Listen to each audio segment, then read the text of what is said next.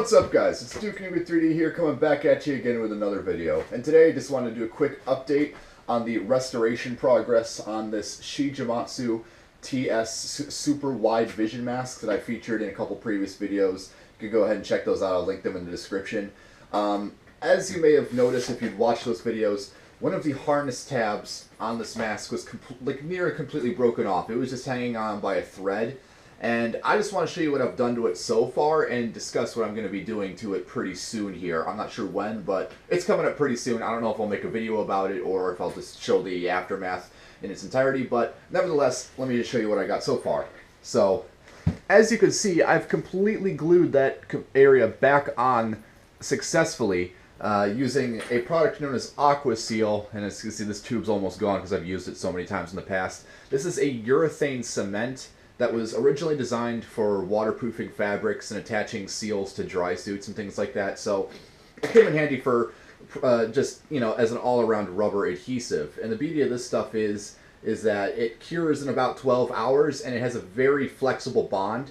I do not know if this might have any adverse effects on the rubber. I don't assume so, but even if it does in the long run, like say a decade or more in the future, at least it'll be localized in this little spot and not all over the mask, which is obviously a far worse scenario than this. But for now, it's cured well past 12 hours, and I must say this bond is really secure.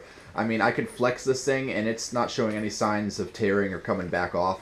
It does look a bit sloppy, but that doesn't matter to me because as long as this thing is intact and it's not going to tear off anytime soon, that's fine with me.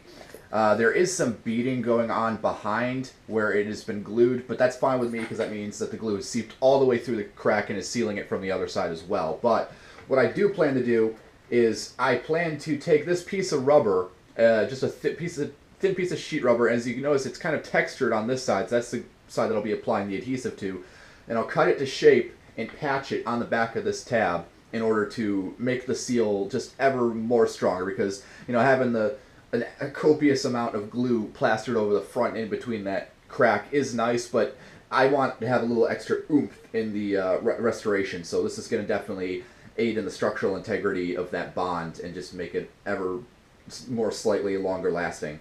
And I really don't plan on doing too much else to this mask. It's one of those masks where I'm just going to leave it as is otherwise. I just wanted to fix that really bad spot, but yeah, I gotta say, this is probably my favorite Shigematsu panoramic mask.